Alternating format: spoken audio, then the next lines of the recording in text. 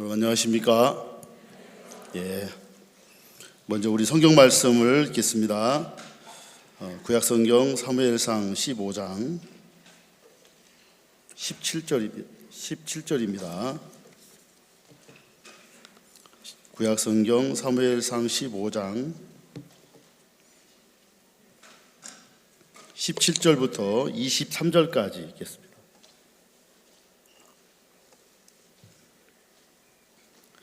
사무엘이 가로되 왕이 스스로 작게 여길 그때에 이스라엘의 지파 머리가 되지 아니하셨나이까. 여호와께서 왕에게 기름을 부어 이스라엘 왕을 삼으시고 또 왕을 길로 보내시며 이르시기를 가서 죄인 아말렉 사람을 진멸하되 다 없어지기까지 치라 하셨거늘 어찌하여 왕이 여호와의 목소리를 청종치 아니하고 탈취에게만 급하여 여호와의 악하게 여기시는 것을 행하였나이까. 사울이 사무엘에게 이르되 나는 실로 여호와의 목소리를 청종하여 여호와께서 보내신 길로 가서 아말렉 왕 아각을 끌어왔고 아말렉 사람을 진멸하였으나 다만 백성이 그 마땅히 멸할 것 중에서 가장 좋은 것으로 길갈에서 당신의 하나님 여호와께 제사하려고 양과 소를 취하였나이다. 사무엘이 가로되 여호와께서 번제와 다른 제사를 그 목소리 순종하는 것을 좋아하신 것 같이 좋아하시겠나이까. 순종이 제사보다 낫고 듣는 것이 수양의 기름보다 나으니 이는 거역하는 것은 사술의 죄와 같고 완고한 것은 사신 우상에게 전하는 죄와 같음이라. 왕이 여호와의 말씀을 버렸으므로 여호와께서도 왕을 버려 왕이 되지 못하게 하셨나이다. 23절 말씀까지 읽겠습니다. 여러분 수양에 이렇게 오시니까 좋죠? 뭐가 좋으세요? 그냥 좋아요. 그냥 뭐 밥도 주고 밥도 맛있고 모든 게 참 좋은데 하나님이 우리 교회에 여름 겨울에 이런 수양회를 주셔서 우리가 함께 모여서 교제하고 말씀을 들을 수 있는 시간을 주셨다는 게 너무 우리에게 감사한 일입니다. 우리 수양회가 지금 몇 회 되셔요? 몇 회? 47회죠? 혹시 여기 47살 되신 형제 자매님 계십니까? 47이면 이제 태어날 때 시작을 했는데 그렇게 오랫동안 수양회가 시작이 되고 있습니다. 특히 이제 강릉 수양회는 또 다른 맛이 있어요. 그렇죠? 대덕 수양과는 약간 좀 이렇게 또 약간 갇힌 분위기라면 우리는 약간 오픈된 분위기가 그런가요? 근데 처음에 강릉 수양회 할 때 좋았는데 이제 여러분 다 가볼 거 가보고 먹어볼 거 먹어봤죠? 이제 그래서 오후에 그룹교제 한다는데 그룹교제 많이 참석하셔서 말씀도 나누고 또 간증도 하시고 그렇게 하시면 좋겠습니다. 우리 칸타타가 이제 마쳤습니다. 이제 마치자마자 수양회가 시작이 되는데 제가 일산교회에 있다 보니까 고향 아람누리 칸타타를 이렇게 가까이서 하게 되고 또 서울 지역에 있다 보니까 칸타타 서울 지역은 13회를 했습니다. 많이 하다 보니까 칸타타를 많이 보게 되더라고요. 몇 번 봤겠습니까? 제가 계속 봤죠. 근데 보면 볼수록 이 칸타타가 너무 참 이렇게 좋은 게 제가 칸타타를 한번 분석을 해봤어요. 일막을 보니까 예수님이 탄생하는데 예수님이 탄생하기 전 이스라엘 백성들은 로마의 압제에 시달리면서 어두움에 있더라고요. 근데 이제 그 예수님이 탄생한다는 소식을 동방 박사들은 별을 보았고 목자들은 별을 보고 천사를 보았죠. 별도 그렇고 천사도 그렇고 다 빛이 있더라고요. 일막은 이제 베들레헴이라는 그 지역을 배경으로 예수님의 탄생을 그렸는데 빛과 어둠이라는 두 가지를 이렇게 대조시켜 가지고 예수님에게 탄생하는 빛 영역 외에는 다 어둠인 거예요. 마지막에 일막 끝날 때 마국간 구유에 있는 예수님을 딱 빛을 비추고 그 외에는 어둡게 해서 빛 대신 예수님을 이렇게 그려 쓴 것 같아요. 이막의 안나 이야기는 따뜻함과 차가움, 이 두 가지를 대조시켜서 집 안에서는 따뜻했잖아요. 집 밖을 떠나니까 사람이 이제 안나가 추워지기 시작하고 아빠 추워요, 보고 싶어요 그러면서 잃어버렸던 가족, 엄마 아빠의 마음을 만납니다. 그걸 이제 성경으로 표현하면 임마누엘. 그 아버지가 그러잖아요. 그 안나가 성냥을 그으면서 밖에서 막 추워서 떨 때 아이가 안나가 아팠을 때 그 아빠가 끌어안으면서 안나야, 아빠는 항상 너와 함께 있어. 따뜻함은 어디에 있냐면 내게 있는 게 아니고 집 안에 있더라고요. 집 안에는 이미 사랑이 있고 안나를 위한 모든 게 다 이루어져 있어요. 다만 안나의 마음속에 그 사랑을 받을 수 없는 자기가 이제 커져 있고 자기 하고 싶은 대로 살기 때문에 그 따뜻함을 밀어내고 결국 차가운 거리 바닥에서 누워서 차가움과 싸우지만 그 자기가 가진 성량으로는 그 차가움을 덮일 수가 없죠. 그리고 이제 임하기 끝나면 메시지를 듣습니다. 이 메시지는 말씀과 생각을 나누는 그 시간인데, 베들레헴 예수님이 탄생하고 그 예수님으로 말미암아 우리가 하나님과 하나가 되는 임마누엘이 되니까 우리 마음의 진정한 성전인 예루살렘이 되더라고요. 우리 마음의 예수님이 진정한 성전이 되는 말씀이 세워지는 시간이고, 산막에는 이제 핸델의 오라토리오 메시아를 이제 그라시아 합창단이 연주를 하는데 할렐루야, 하나님께 영광이죠. 그 산막은 하늘과 땅을 대조시켜서 하늘에 있는 찬송을 땅에 있는 우리에게 그대로 이제 전해주는 시간이니까 하늘의 영광이 땅에 그대로 임하여 아름다운 영광이 하나가 되더라고요. 이만하면 칸타타 잘 분석했어요? 예. 제가 이게 보는데 보면 볼수록 막 분석이 되는 거 있죠. 그래가지고 어떤 목사님하고 막 이걸 가지고 막 같이 액션 러닝을 했습니다.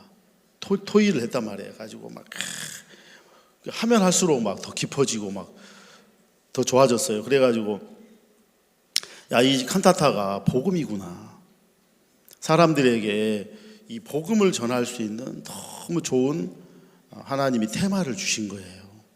이런 일에 여러분 우리가 함께 사람들을 초청하고 이렇게 함께 할 수 있다는 게 너무 행복하고요. 제가 칸타타 일을 이렇게 하면서 로비에 있단 말이에요. 처음에 이게 오시는 분들은 왠지 표정이 어둡고 뭔가 차갑고 뭔가 좀 냉랭하고 어색하고 막 그래요. 칸타타 2시간 동안 칸타타를 보고 나올 때 그 얼굴은요 다 따뜻하고 행복하고 기뻐하고 너무너무 사람들이 다 바뀌어 있는 거예요. 그 표정이 너무 신기할 정도예요.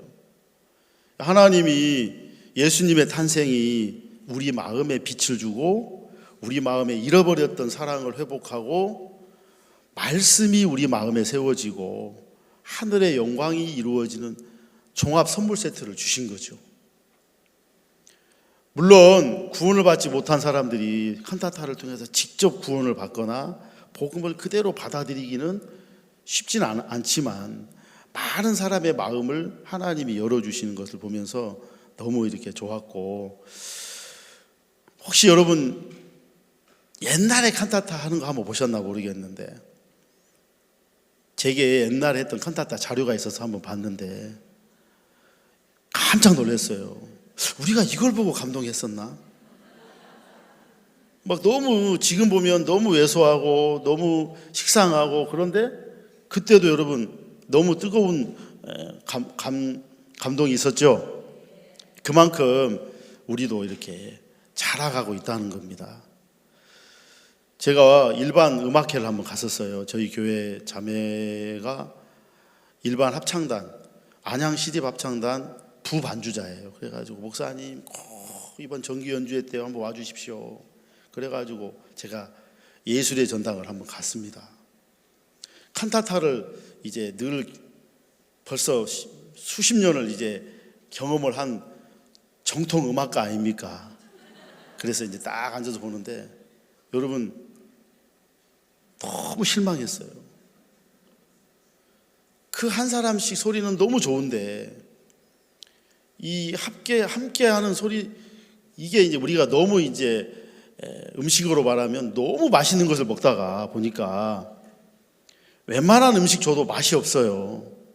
그리고 스텝이 있죠. 우리 합창단만 최고가 아니라 스텝도 세계 최고예요. 여러분 자세히 보시면 스텝들이 마이크를 놓고 갈 때 걸음걸이 어떻게 걸은가 아세요? 굉장히 빠른 걸음으로 가되 지나치게 빠르지도 않고 지나치게 늦지도 않고 뭔가 기계처럼 움직여야 되고, 근데 그 일반 합창단 그 스텝들은요 너무 무질서한 거예요. 막 나와가지고 여기다 놨다가 또 여기다 놨다가 굉장히 시간도 오래 걸리고, 그거 보면서 야야야 우리 같았으면 저거 한 1분이면 끝날 걸, 이 사람들은 5분 6분 막 이렇게 시간이 늦어지는 걸 보면서 너무 좀 이렇게 판단이 되더라고. 그런 판단은 좀 해도 되죠? 예, 감사합니다. 판단을 용납해 주셔가지고. 하여튼 하나님은 2017년 그라시아스 크리스마스 칸타타는 너무 하나님이 뜨거운 감동과 감사로 우리에게 선물을 주셨다는 마음이 듭니다. 그래서 22개 도시 23개 공연장에 44회 공연을 했고 7만 5천 명의 사람들이 관람을 했다, 이렇게 데이터가 나옵니다. 이거 꼭 외워두세요. 알겠어요? 여러분도 이 칸타타의 일원으로서 함께 이제 이 칸타타를 함께 기도하고 함께 준비하는 같은 마음으로 우리가 또 내년도 준비하고 또 계속 하나 우리에게 주실 거라고 생각할 때 너무 감사한데, 제가 이제 무대 뒤편으로 한 번씩 가요. 무대 뒤편으로. 저는 이제 이 스텝도 되고 그러니까. 그리고 이제 합창단이 먼저 이렇게 와서 연습을 하는 장면을 본단 말이에요. 구석구석 들어가서 막 연습을 하고, 또 그렇게 오랫동안 공연을 했는데도 또 리허설을 하고 또 연습을 하고. 야, 그라시아스에게는 연습의 끝이 없는 것 같아요.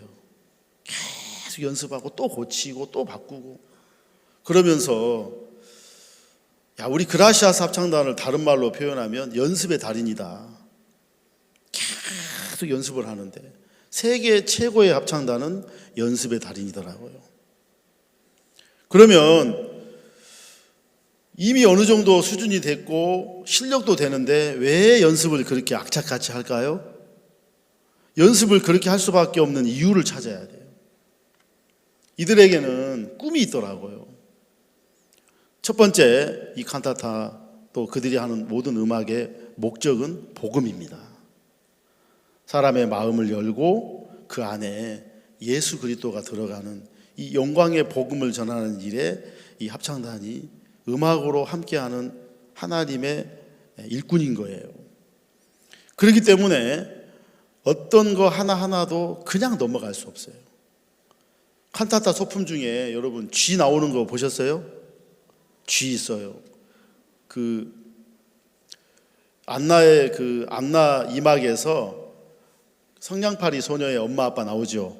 계모, 계부 가지고 이렇게 그 엄마가 막 데또 홀리 랄랄랄라 하면서 이렇게 그 국을 젓지 않습니까? 그 집이 어둡고 막 거미줄이 있고 그래요. 그 뒤에 양파 걸려 있어요.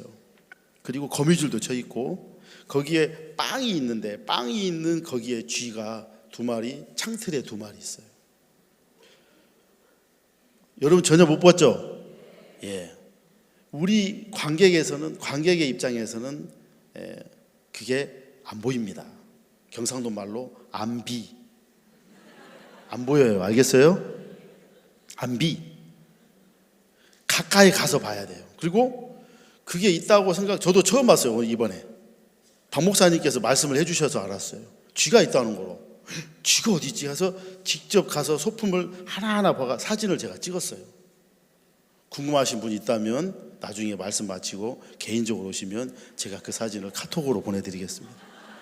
근데 좀 이제 실물이 아니고 실제 쥐가 아니고 그 모형쥐인데 이 어두운 데서 제가 봤거든요. 이렇게 빵더미가 이렇게 있는 빵 바구니가 있는데 쥐가, 근데 깜짝 놀랐어요. 진짜 쥐를 막 실감 있게 만들어 놓은 그 그 모형을 거기다 올려놨더라고요. 그리고 그 문틀에도 보면 그 거미줄처럼 이렇게 효과를 내고 양파도 이렇게 걸어놓고, 그러니까 실제 그 집이 할아버지가 읽어주는 앞날 이야기 속에 그 깨진 유리창으로 막 찬바람이 새어 나오고 있어서 이 집이 다 그 집이거든. 지금 안나가 그 집으로 가고 있는 거예요. 입을 뒤집어 쓰고 그 세계로 가고 있는 거예요. 그래서 이제 막이 바뀌면서 자기가 이제 그 집에 갔는데, 그 막을, 여러분, 그 막을 표현하는 데 있어서 쥐를 안 넣어도 여러분은 전혀 몰랐잖아요. 아주 디테일 있게 이 합창단이 뭐 무대 소품이나, 그리고 이제 시장 부인이 나중에 썰매를 빨리 하다가 막 밀어가지고 한쪽으로 처박힌 다음에 바로 성냥팔이 엄마로 나오죠, 그죠? 그거 바뀌는 장면 제가 또 뒤에 무대 가서 봤다 아닙니까? 어떻게 저렇게 순식간에 옷을, 근데 보통 사람들 처음 오신 분들은 시장 부인하고 그 성냥팔이 엄마하고 다른 사람인 줄 알아. 왜? 멀리서 보니까 근데 동일한 사람이잖아요. 그걸 이제 무대에서 딱 뒤에서 이제 보는데, 썰매를 딱 밀고 스태프들이 썰매가 바퀴가 있으니까 밀려나지 못하고 3명이 딱 막아요. 그리고 여자 스태프 2명이서 그 시장 부인의 옷을 확 벗기니까 거기서 성냥팔이 소녀 엄마의 옷이 나오는 거라. 그리고 바로 모자 하나 던져주고 주걱 하나 딱 쥐어주고 주걱 하나 딱 쥐어주고 바로 나가는 거예요. 그게 순식간에 봐. 그러니까 가까이 있어도 잘 못 보여요. 그게 너무 빨리 일어나니까. 이게 그냥 노래만 부르는 게 아니고 굉장히 모든 게 디테일한 거예요. 그 타이밍부터 시작해서 그 소품부터 시작해가지고. 왜 이렇게 해야 되죠? 세계 최고니까. 여러분, 말로만 세계 최고다, 그런 사람은 세계 최고가 아니에요. 근데 믿는 사람은 실제 그렇게 훈련하고 연습합니다. 교도소에 가면 사람들이 이제, 여러분 이런 얘기 말씀 많이 들으셨죠? 교도소식 마인드. 교도소에 가면 마약하지 않죠, 살인하지 않죠, 죄를 짓지 않으니까 자기가 변한 줄 알아요. 그러다가 교도소를 나가면 다시 죄를 짓는단 말이에요. 특히 마약 환자들은 나는 마약 안 했어, 이제 마약 안 해 하고 나가서 출소하고 친구를 만나서 밥을 먹어요. 분명히 밥을 먹었는데 나중에는 마약을 해요. 그러니까 교도소 안에 바뀐 자기 모습을 자기 모습인 줄 아는 거죠. 교도소 안에서 바뀐 건 바뀐 게 아니에요. 자, 신앙을 할 때도 말씀을 들을 때, 지금 여러분이 지금 이 수양회에 와서 말씀을 듣는 여러분이 아니란 말입니다. 이제 실제 다시 집에 돌아가서 형편에 부딪히면 말씀이 아닌 내 속에, 내 마음에 품고 있는 게 나와요. 그러면 김기성 목사님이 생각을 했다는 거죠. 자기와 함께 있던 기독교 지도자들, 캐톨릭 지도자들, 불교 지도자들, 정말 나름대로 경건한 사람들이 출소를 했는데 다시 돌아오더라.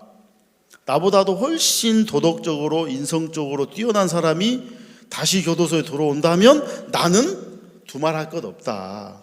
그러면서 어떤 결론을 내렸냐면, 나는 나가면 친구 만나면 안 되고 아버지 만나면 안 되고 바로 나를 이끌어 줄 수 있는 인도자를, 멘토를 찾아야 되겠구나. 그래서 목사님께 전화를 하고 집에 안 가고 아버지께 그냥 전화만 하고 교회로 온 거예요. 그럼 그걸 생각해 보면 굉장히 그게요, 중요한 겁니다. 본인은 생각을 했다는 거죠. 내가 교도소에 나가면 내가 다시 들어오겠나 안 들어오겠냐, 이 부분에 대한 계산을 했다는 겁니다. 그 결론이 뭐냐? 나는 반드시 들어온다, 100% 들어온다. 그 결론이 오니까 이 김기성 목사님 마음속에 친구를 만나서 밥을 먹는 거, 부모님께 찾아가서 인사하는 것도 하면 안 되겠구나, 딱 끊고 바로 교회로 온 겁니다. 구약시대에 요단강 이편에 도피성 3군데, 이쪽에 3군데, 6군데를 하나님이 도피성을 만들어 주셨는데, 자기를 믿을 수 없는 사람은 이사를 갈 때 어디에다가 집을 이사 가겠습니까? 야, 근처에 도피성 있어? 도피성하고 거리가 몇 분 거리야? 왜? 나 또 죄 지니까. 난 반드시 넘어진다. 나는 안 된다. 그러면 도피성 가까이에다가 집을 얻어야 되는 거야. 이사의 조건이 뭐 집이 방이 몇 개냐, 뭐 전망이 좋냐, 이게 아니라 도피성과 거리가 얼마큼 있느냐. 내가 교회와 가까이 있을 수밖에 없는 건 내가 잘해서가 아니라 내가 나를 믿을 수 없기 때문에 내가 교회와 가까이 있어야 되는 거고, 아예 나는 안 돼. 교회에 짐 싸고 들어가야 돼. 그렇게 자신을 믿지 않는 사람은 스스로 자기가 생활할 수 있는 영역을 포기하고 자기를 이끌어줄 자에게 자기를 내어줍니다. 그러니까 교도소 안에서 깨달은 자기는 이론이에요. 이제 실제로 나가면 밥을 먹었는데 마약을 하더라는 거지. 분명히 친구를 만났는데 내가 죄를 짓고 다시 교도소에 들어오더라는 거죠. 우리 목사님 중에 어떤 목사님의 아버님이 간이 그렇게 안 좋으셔가지고 이제 술 드시면 안 되는데 친구 한가장씩 가시는 거라. 아버지 가시면 절대 술 드시면 안 됩니다. 내가 입에다 술 대면 사람 아니다. 내가 너 자식이다. 막 그럴 정도로 얘기하셨는데 술 드셨겠어요? 안 드셨겠어요? 잔치집에 가는 자체가 술을 먹는 거예요. 왜? 자기를 믿지 않으면 잔치집에 가야 돼, 안 가야 돼요? 아이고 미안하지만 친구 편지를 써서 나는 나를 못 믿네. 내가 자네 집 가면 난 반드시 술 먹네. 술 먹으면 나는 죽네. 미안하지만 내가 축의금만 보내네. 나중에 뭐 이렇게 인사하고 지금은 난 안 되네. 이렇게 해야 되는데, 아이고 내가 왜 먹어 술을. 내가 술 먹으면 네 자식이다. 이렇게 해놓고 이제 잔치집에 가시는 거라. 잔치집에 발을 들여놓은 순간 술 안 먹지 처음에는. 근데 이제 분위기가 좋고 막 분위기가 붕 뜨잖아요. 잔치집에 가면 왔다 막 하면서 막 얘기하다 보면 붕 뜨자. 뭐 한잔 하지. 근데 이게 이제 안 들리는 거죠. 그냥 입에 들어가는 거죠. 한 잔이 2잔 되고. 그러다가 이제 돌아가셨다 하더라고요. 여러분, 사람 마음이라는 게 내가 내 마음을 스스로 지킬 수 있느냐? 불가능합니다. 그래서 반드시 내 마음은 경작자, 단속자, 인도자, 주인이 있어야 됩니다. 손은 받는 버릇이 있기 때문에 내버려 두면 사람을 받거나 다른 소를 받아 죽여버린단 말입니다. 그래서 단속자의 단속을 반드시 받아야 됩니다. 자, 제가 오늘 이 사무엘상 15장 읽었는데 제가 이 사울을 좀 연구를 했어요. 왜 사울은 하나님께 기름을 받았지만 왜 버려졌는가? 왜 그는 하나님으로부터 이렇게 저주를 받았는가? 가장 아름답고 가장 귀한 하나님의 택함을 받고 하나님의 기름 부음을 받은 사람인데, 우리로 말하면 구원을 받았는데 정말 복음을 전할 수 있는 사역자의 은사를 입었는데, 교회를 섬기고 양무리를 치는 하나님의 은사를 입었는데 왜 버려지고 교회를 떠나야 되고 말씀을 버려야 되는가? 그 부분을 쭉 찾으면서 결국 성경은 사울에 대해서 간단하게 뭐라고 기록했냐면, 자, 여기 사무엘상 15장 접어놓으시고 역대상 10장 그 뒤로 한번 찾아보겠습니다. 역대상 10장 13절입니다. 역대상 10장 13절.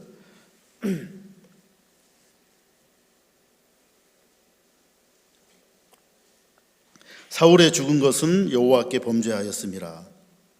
저가 여호와의 말씀을 지키지 아니하고 또 신접한 자에게 가르치기를 정하고, 14절, 여호와께 묻지 아니하였으므로 여호와께서 저를 죽이시고 그 나라를 이새의 아들 다윗에게 돌리셨더라.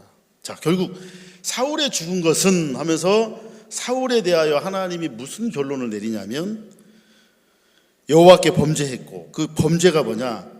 특별한 게 아니라 하나님께 묻지 않았다. 자, 묻지 않았다. 이 말은 뭐냐? 다른 말로 배우지 않았다. 받지 않았다. 그러면 사울은 왜 배우지 않았고 왜 사울은 받지 않았을까요? 여러분 왜 받지 않아요? 여러분 오늘 점심 식사 하실 겁니까? 안 하실 겁니까? 하실 거예요? 예, 받아들이실 거죠? 왜 받아들입니까? 배고프니까, 비어 있으니까. 만약 여러분 배가 부르고 뭔가 여러분 맛있는 걸 식사 전에 잠시 먹으면 밥 먹기 불편하죠. 못 받아들인단 말입니다. 다시 말하면 사울이 여호와께 묻지 않았던 건 사울에게서 하나님이 필요 없다는 겁니다. 사울에게는 하나님을 배워야 될, 하나님을 얻어야 될 필요성을 잃어버린 겁니다.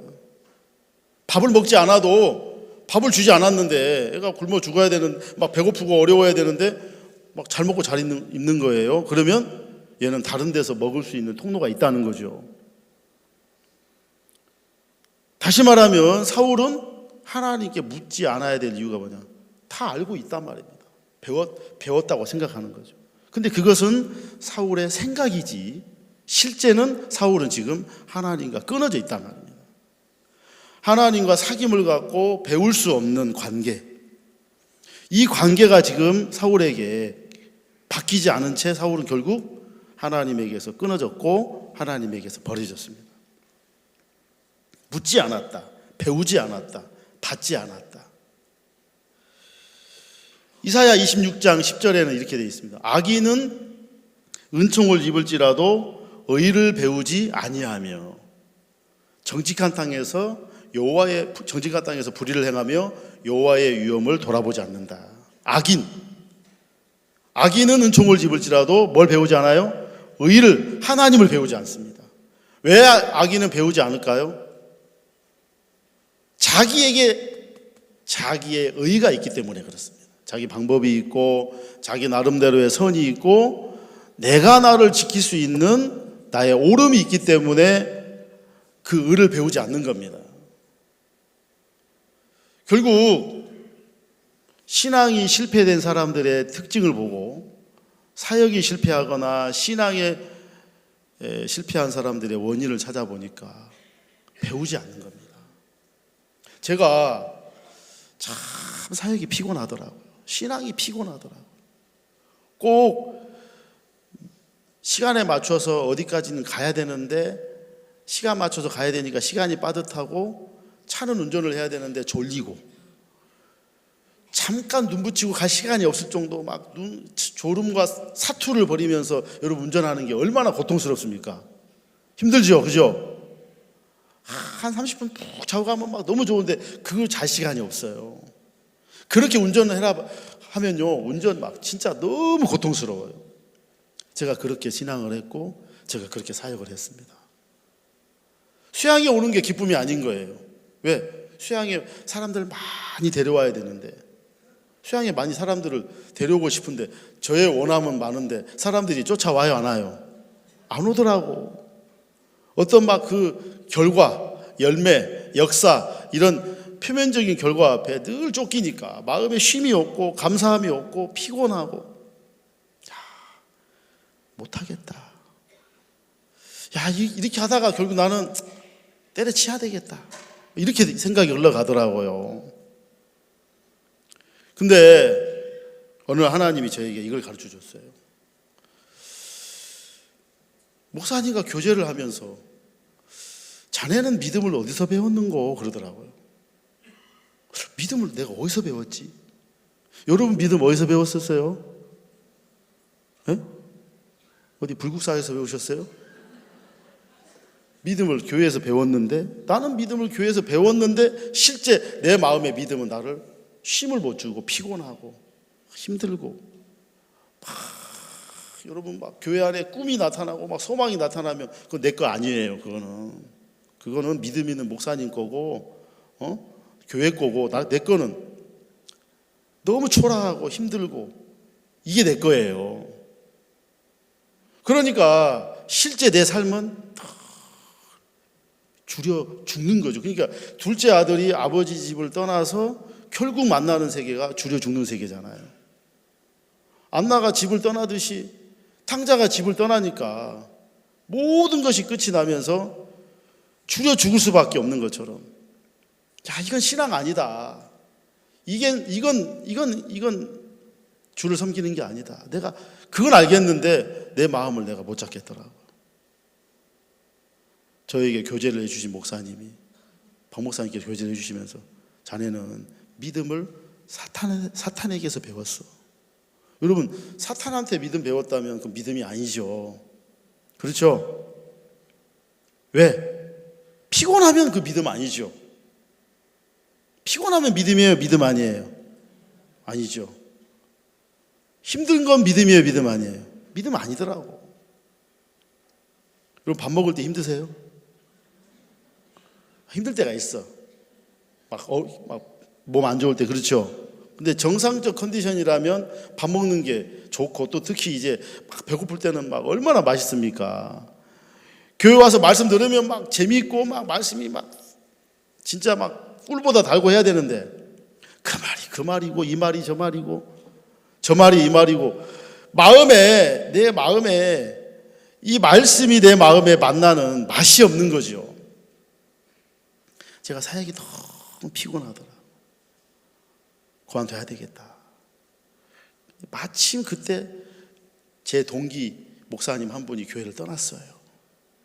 교회를 딱 떠나면서 나에게 뭐라고 남기냐면, 제사장의 나이가 30에서 50인데 50까지 나는 정년 채우고 갔다. 그때 제가 45이었는데, 야, 나는 5년 남았네. 그러니까 5년 후에 나는 이제 관둬야 되는 거예요. 왜? 꿈이 없어요, 저한테.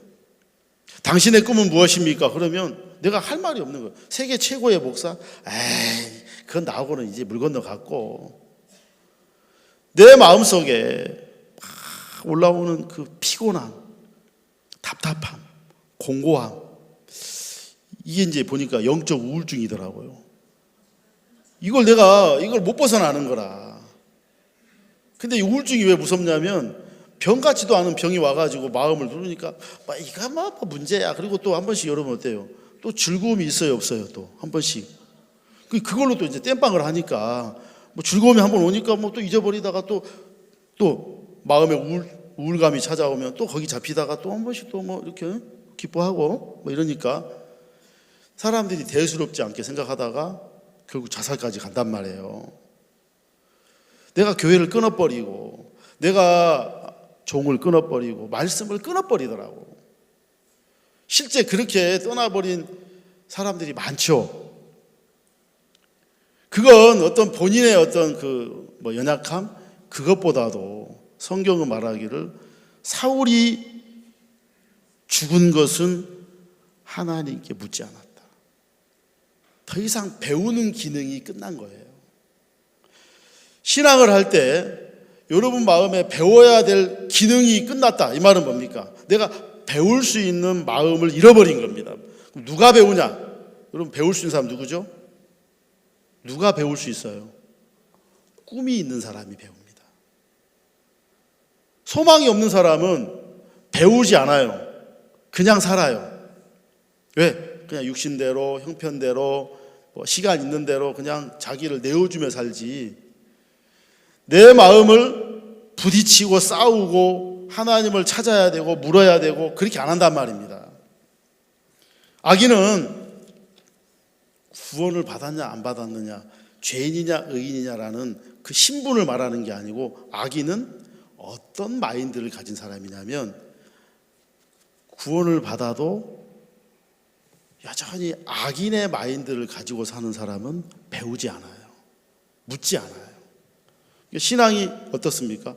그냥 교회 와서 말씀 듣고 들은 그 순간 교도소 안에서, 나는 지금 바뀌었어, 나 마약 안 해, 이러고 깨닫는 거예요.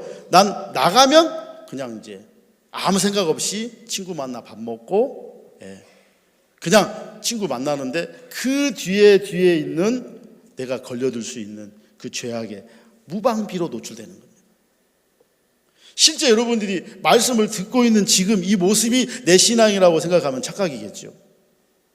실제 이 말씀을 듣고 막 은혜롭고 감사하고, 야, 이번 수양회 말씀 참 좋았어.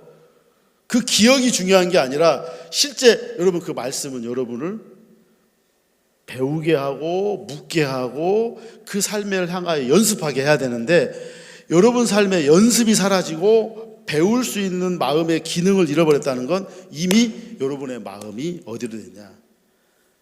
작은 자가 아니라 큰 자가 된 거예요.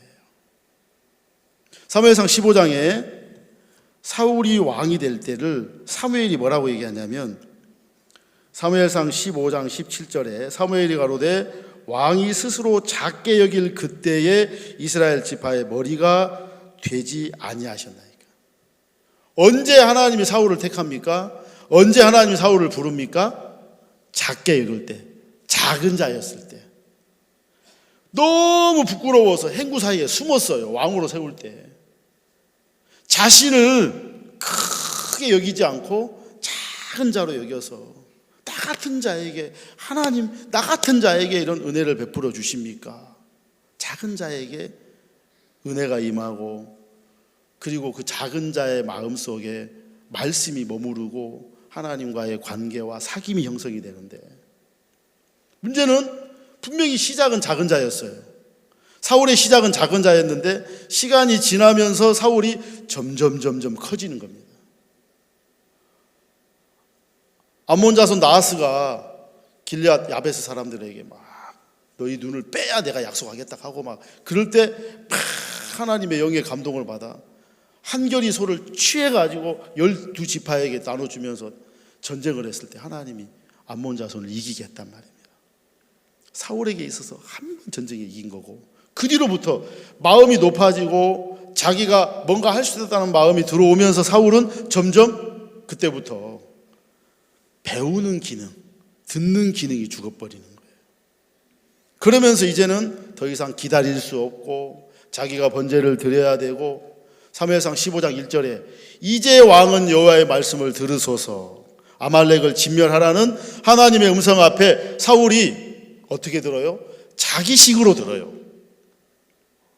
기름진 거 좋은 거 남기고 아말렉 왕 아각을 살려두는 거라. 자, 그렇게 할 수 있었던 사울의 마음속에는 이미 큰 자가 되어 있는 거예요.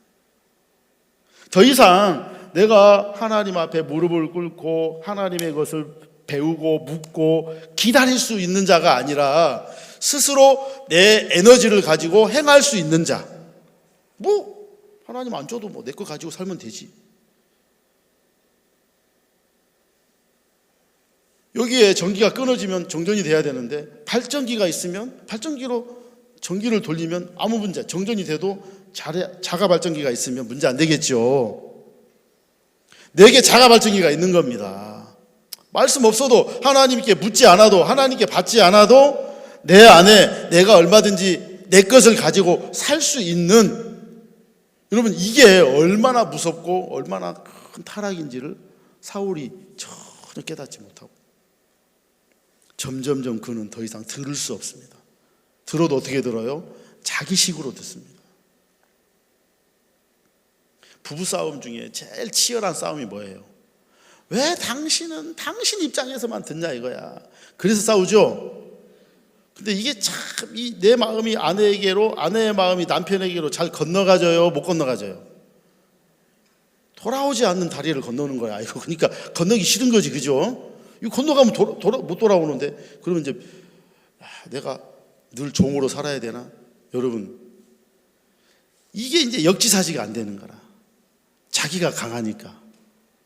그럴 때 막 치열한 전쟁을 하다가, 여러분 치열한 전쟁 하시다가 이제 한 결혼생활 20년, 30년쯤 하면 이제 좀 뭘 깨달아요. 이제 내가 혼자서 안 되는구나. 여러분 저 나이 정도 되면 아내 없이 혼자 살아라 하면요, 거지가 따로 없어요. 말짱한 것 같아도 여러분 빨래를 제대로 할 줄 압니까? 하긴 하죠. 깔끔하게 못해요. 밥을 해먹어도 어떻게 해요? 밥 태우고 난리 나는 거야. 야, 내가 이렇게 스스로 할 수 없다는 것만 조금 알아도 사람이 그때부터 귀가 열려요. 근데 사람이 자기도 모르게 커지고 뭔가 할 수 있다는 마음이 만들어지면서 귀가 닫히면서 배우는 기능이 딱 멈춰버려요. 더 이상 내가 들을 수 없고 배울 수 없을 때 그 사람은 어떻게 흘러가냐? 자기 방식으로 흘러갑니다. 사울이 분명히 하나님이 왕으로 세움을 입었고 그가 분명히 하나님의 은혜를 입었어요. 하지만 그에게서 더 이상 하나님을 배울 수 있는 기능이 끝이 나니까 그가 하나님을 거스리고 대적하는 짓을 하더라 이 말입니다. 왕이 스스로 작게 여길 그때에 이스라엘 지파의 머리가 되지 않았습니까? 사도 바울은 에베소서에서 이런 말을 합니다. 내가 모든 성도 중에 지극히 작은 자보다 더 작은 나에게 하나님이 내게 은혜를 베푸셨다고. 신앙은 어디서 하나님과 만나지냐면 작은 자일 때, 지극히 작은 것에 충성될 때. 여러분, 마음이 높아지고 마음이 교만해지면 작은 게 안 보입니다. 허리를 굽히지 않아요. 허리를 굽혀서 쓰레기를 줍지 않습니다. 왜? 나 말고 다 할 수 있으니까. 여러분, 여기 수양에 와서 말씀만 듣지 않죠? 봉사도 하고 설거지도 하고 경비도 서고. 왜 그렇게 하죠? 신앙을 그냥 이론만 우리가 말씀만 듣고가 아니라 실제 여러분 교회를 섬기고 봉사를 통해서 우리 마음에 하나님이 뭘 가르쳐주고 싶냐면 내가 실제 내 마음으로 살 수 없는 자구나. 김기성 목사님이 정확하게 나는 나가면 다시 이 교도소에 들어온다. 이 사실을 정확하게 알기 때문에 친구 안 만납니다. 아버지에게 인사 안 갑니다. 불효자식인데도 차라리 불효자식 소리 듣지, 내가 친구 만나고 아버지 만나면 반드시 나는 술 먹게 되고 술 먹으면 사고 치고 다시 들어온다. 이게 바로 하나님이 주시는 지혜였습니다. 여러분, 신앙의 지혜는 어디서 나오냐? 정말 아무것도 알 수 없을 때, 내가 모든 성도보다 지극히 작은 자보다 더 작은 나 자신임을 발견할 때 귀가 열려요. 최웅렬 화백께서 이렇게 전시회를 한 번씩 종종 하시잖아요. 그림을 걸고 그림을 설명을 하는데 부자 그림하고 거지 그림을 그려놓으셨더라고. 부자는 눈이 작아요. 눈이 작고 쫙 찢어졌어요. 부자는 귀가 작아요. 부자가 제일 큰 게 뭔지 아세요? 입만 커요. 입만. 입을 커다랗게 그리고 눈 작고 귀 작고. 거지를 그렸는데 눈 크고 귀 크고. 거지는 자기 것이 없으니까 늘 살펴야 되고 들어야 된다는 겁니다. 마음에 자기를 믿는 사람은 마음의 귀가 작아요. 닫혀요. 세미한 음성을 못 들어요. 그러니까 마음을 더듬어서 마음을 살필 수 있는 기능이 어디서 나오냐? 배워야 돼요. 그라시아스 합창단이 세계적인 합창단이 된 건 그들이 뛰어난 어떤 테크닉, 나름대로의 은사, 그게 있어서가 아니고 엄청난 연습입니다. 제가 그 고향 아람누리 대관 담당자 표를 봤어요. 하루 공연하는데 이틀을 먼저 대관을 해서 준비 작업을 이틀을 합니다. 그리고 하루 공연하고 이틀 철수해요. 보통 하루 공연하는데 5일을 잡더라고요. 우리는 그날 대관한 날 아침에 새벽 와서 9시에 문 열면 요이 땡 해가지고 문 열고 그날 저녁에 공연해버리는 거라. 그래서 이제 3회, 5회 공연하면 그나마 그 다음날까지 하지만 한 해 공연하시는 데는 그날 와서 그날 공연하고 그날 마무리 철수해서 가는 거예요. 그래서 이제 그 아람누리를 끝나고 그 다음 공연장이 어디냐? 거제도였어요. 거제도. 그 담당자가 이제 어디로 가십니까? 그러더라고요. 거제도 갑니다. 그러면 하룻밤 쉬고 갑니까? 아니요. 지금 끝나고 12시에 내려갑니다. 그러니까 그 공연장 담당자님, 이거 미친 거 아닙니까? 여러분 정말 살인적인 스케줄입니다. 그런데 우리 합창단들은 늘 행복해해요. 우리 스태프들 너무 행복해해요. 피곤해가지고 한쪽에서 막 새우잠 자고 막 몸도 물론 안 좋을 수 있어요. 근데 마음은 왜 행복하냐? 귀를 바짝 세워야 돼요. 지휘자가 뭐라고 하는지, 감독이 뭐라고 하는지. 자기 소리 들을 시간이 없어요. 움직여! 그럼 빨리 움직여야 되지. 뭐 혼자 멍하고 있으면 사고 나요. 온통 귀를 열지 않으면 일할 수 없는 곳이 바로 그라시아스 합창단입니다. 여러분 합창단 뿐이겠습니까? 수양에 와서도 여러분이 귀를 바짝 세워야 돼요. 작은 자가 되고 낮은 자가 되면 내가 듣지 않고서는 내가 할 수 없다는 걸 안단 말입니다. 근데 듣지 않아도 내가 가지고 있는 에너지를 가지고 너끈히 할 수 있다는 마인드를 가지면 여러분 듣는 게 그때부터 닫힙니다. 솔로몬이 가장 작은 자였어요. 솔로몬의 어머니가 누구죠? 우리아의 아내. 우리아의 아내죠, 그죠? 치명적인 결함을 가지고 있습니다. 왕이 될 수 없는 정통 왕후의 씨가 아닌 그 배를 통해서 나타난 그 아들이 아니란 말입니다. 근데 솔로몬이 왕이 됐어요. 자, 그때 작은 자였습니다. 하나님은 그를 세워서 성전을 짓고 하나님의 뜻을 나타내고, 솔로몬에게 하나님이 내가 너에게 무엇을 줄까 하고 하나님이 물어보니까 솔로몬이 지혜를 구했습니다. 하나님, 금은 말고 이런 거 말고 백성을 판단할 수 있는, 재판할 수 있는 지혜를 주십시오. 하나님이 마음에 쏙 든 거라. 또 어쩜 내 마음에 쏙 드냐. 그래서 하나님이 막 금, 은, 모든 영화를 다 줬습니다. 솔로몬처럼 인간으로 가질 수 있는, 인간으로서 누릴 수 있는 영화를 누릴 사람 없을 정도로 1,000번제를 드리고요, 잠언 3,000을 말하고 그 앞에 어떤 누구도 말할 수 없는 지혜를 가진 위대한 이스라엘의 왕이었습니다. 근데 그때부터 무너지는 거라 했지. 나중에 솔로몬은 이방 여자들을 자기 아내로 삼기 시작하면서 점점 퇴락하면서 하나님이 2번 나타나도 솔로몬이 못 느끼고 못 듣는 거예요. 이제 솔로몬은 큰 자가 되어버렸습니다. 하나님이 말씀하셔도 솔로몬이 움직일 수 없는 거예요. 어제 여러분 훈련 받으셨죠? 강사 목사님이 성경책 들어보십시오. 딱 듣고, 그죠? 제 말은 안 들으시네. 저녁 말씀만 잘 들으시면 돼요. 성경책 들으라는 거 들었죠? 내리세요. 그거 누가 못해. 귀 닫혀봐요. 딴 정신 팔려봐요. 안 들립니다. 졸아봐요. 안 들리죠, 그죠?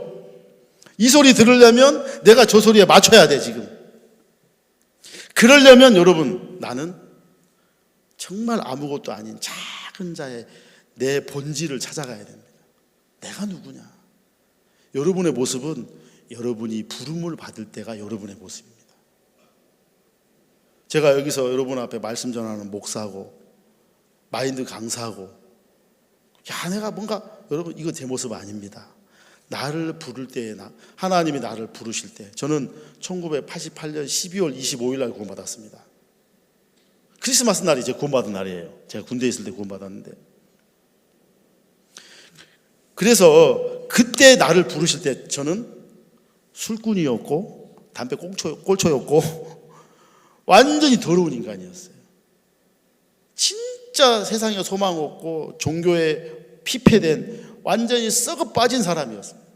그때 나를 불러서 내가 너의 죄를 기억지 않는다, 내가 너를 의롭다고 말한다, 내가 너를 거룩한 자로, 그때 하나님이 내게 이 복음의 약속을 주셨습니다. 근데 내가 커지니까 나중에 어떤 줄 알아요? 내가 커지니까 구원받아서 내 인생 망쳤다. 어느 사람은 인삼 뿌리 먹고 어느 사람은 무시 뿌리 먹네. 내가 어느덧 그런 소리를 하는 사람으로 커져 있더라고.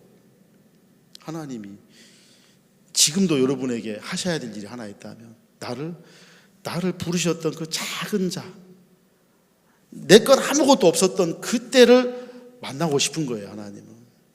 우리 성경 하나 더 찾겠습니다. 잠언 8장 찾겠습니다. 잠언 8장 32절.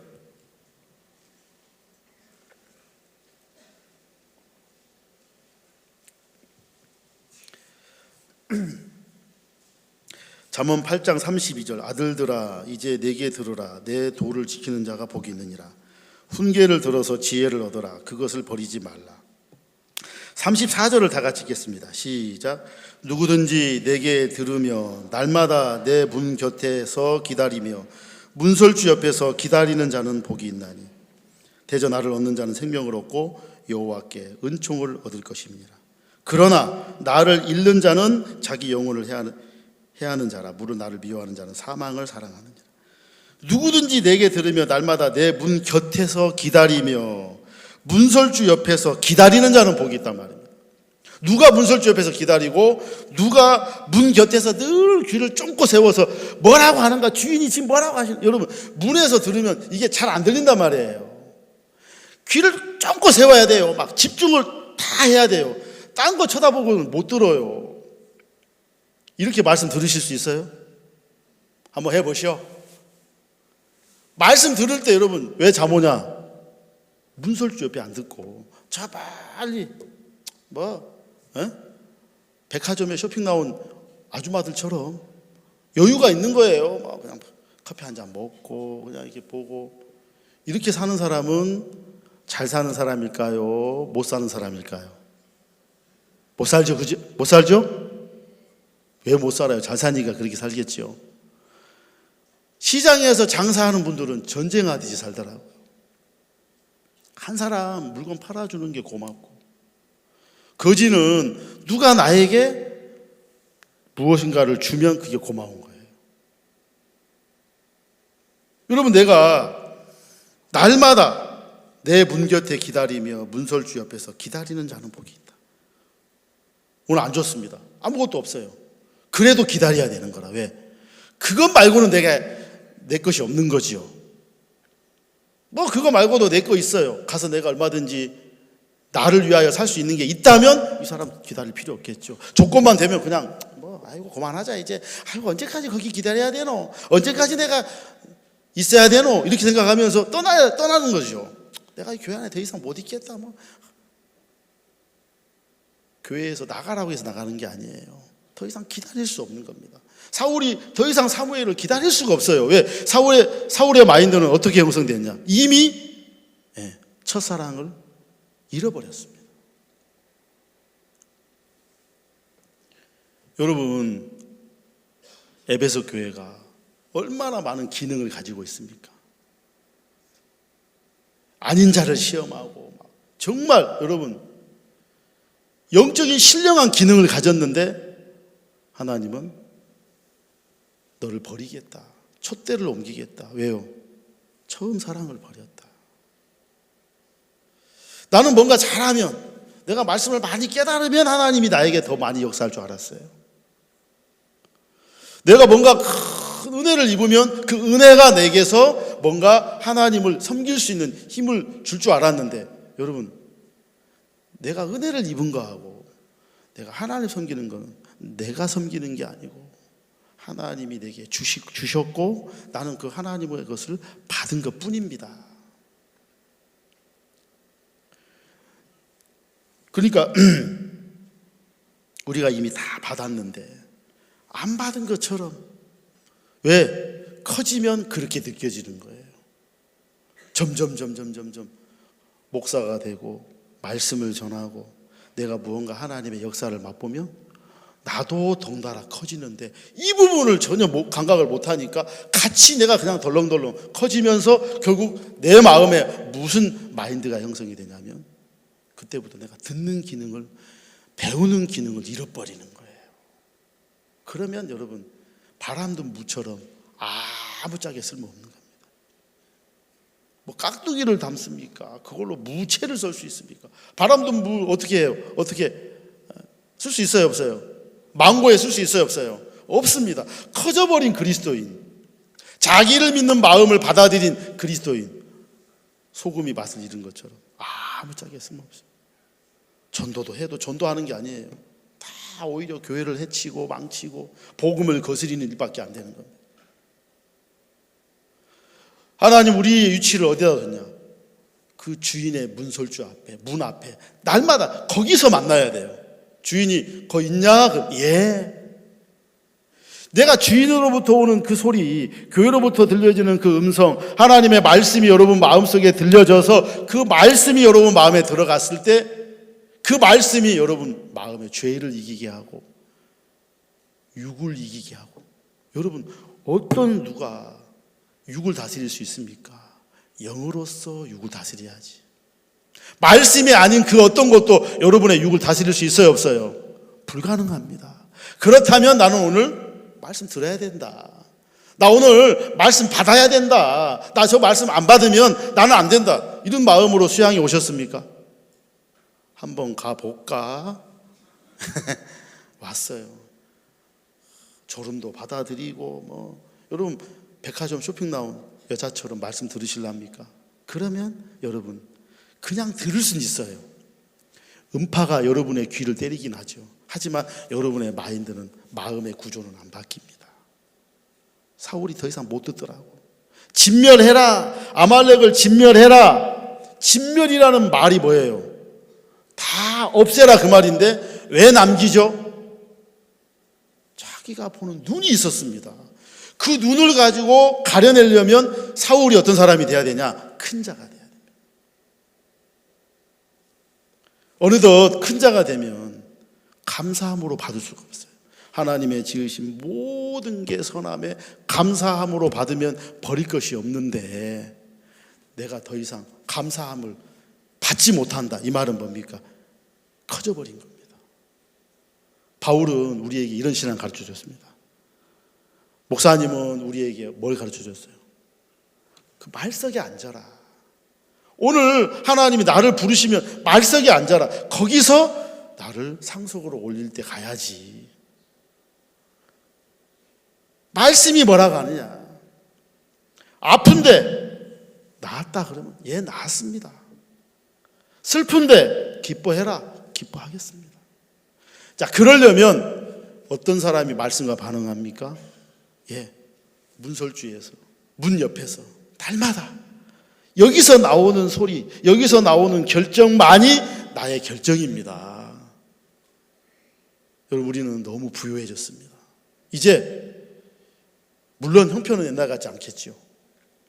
근데 점점점 우리도 모르게 우리 자신을 받아들이는데 익숙하고 내 육을 용납하는데 익숙해졌습니다.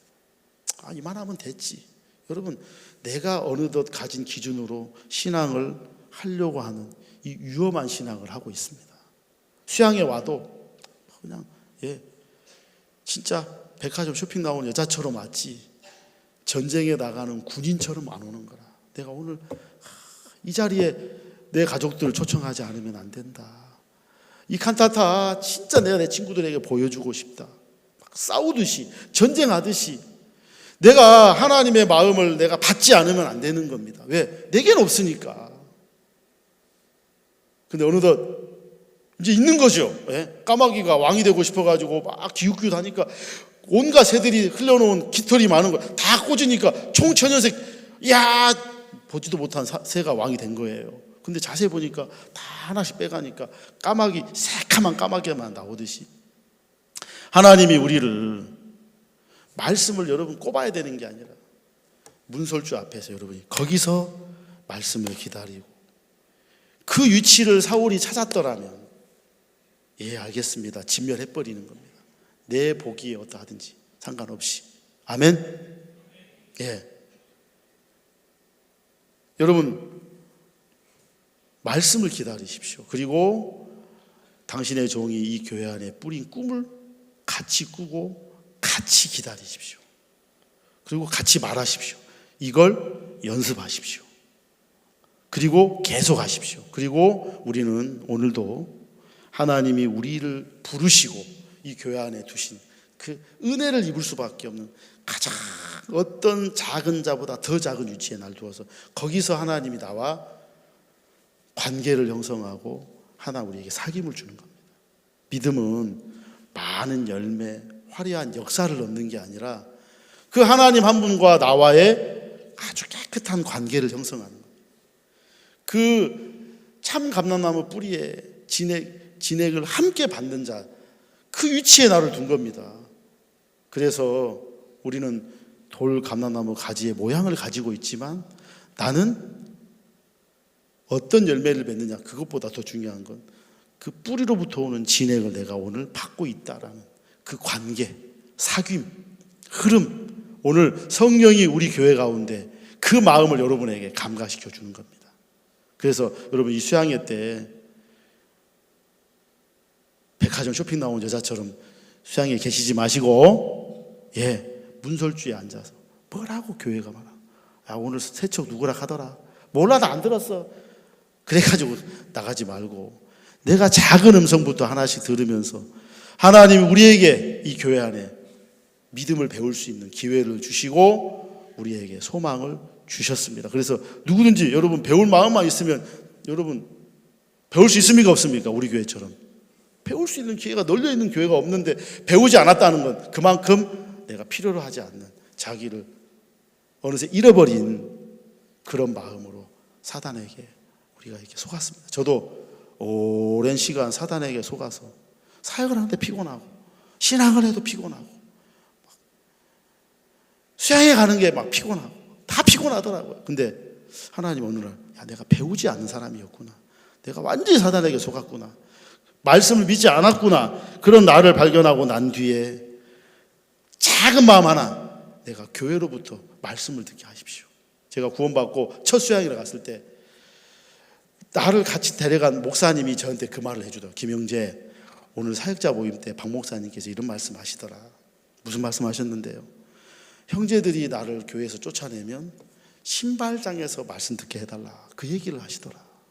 여러분 그걸 1989년 겨울 수양회 사역자 모임 때 박 목사님께서 하셨답니다. 쫓겨났는데 나 신발장에서 말씀 듣게 해달라. 누가 그런 마음 가졌습니까? 정말 작은 자, 비천한 자, 하나님과 사귐을 갖고 관계를 맺었던 그 위치를 오늘도 사모하고 거기서 주의 마음을 만나는 그걸 맛본 믿음의 종을 통해서 오늘도 우리가 그 믿음을 배우는 겁니다. 화려한 역사, 열매 여러분 많이 가져도 그건 여러분 거 아니고 다시 다 내려놓고 나는 문설주 옆에 문 앞에 가서 주인으로부터 들은 소리를 듣고 더 나아가서 아예 문설주에다 귀를 박으십시오. 그래서 아예 주인의 음성을 듣는 그 음성이 오늘 여러분을 이끄시고 여러분 삶에 연습하게 하시고, 그래서 여러분 끊임없이 우리는 오늘도 주인으로부터 들은 소리를 연습하는 겁니다.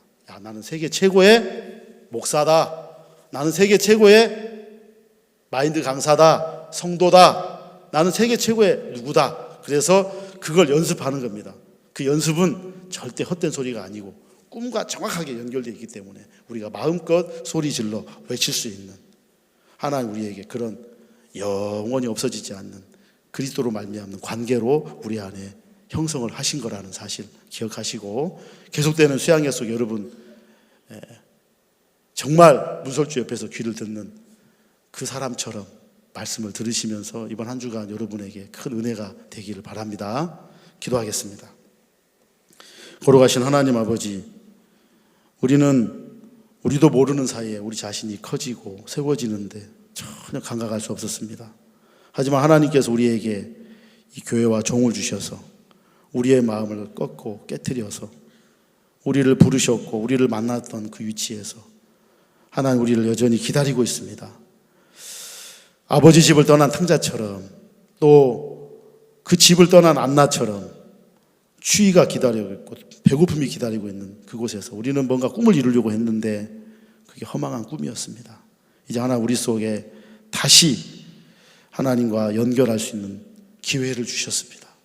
이제 우리 자신을 드러내 주시고 깨닫게 하셔서 우리가 뭘 해야 되는 게 아니라 문설주 옆에 귀를 박아서 주인의 음성을 들을 수밖에 없는 그 위치에 우리를 앉게 하셔서 오늘도 이 교회로부터 종들로부터 들려지는 그 음성이 우리를 일으켜 세우시고 또 걸어가게 하시고 뛰게 하실 줄로 믿습니다.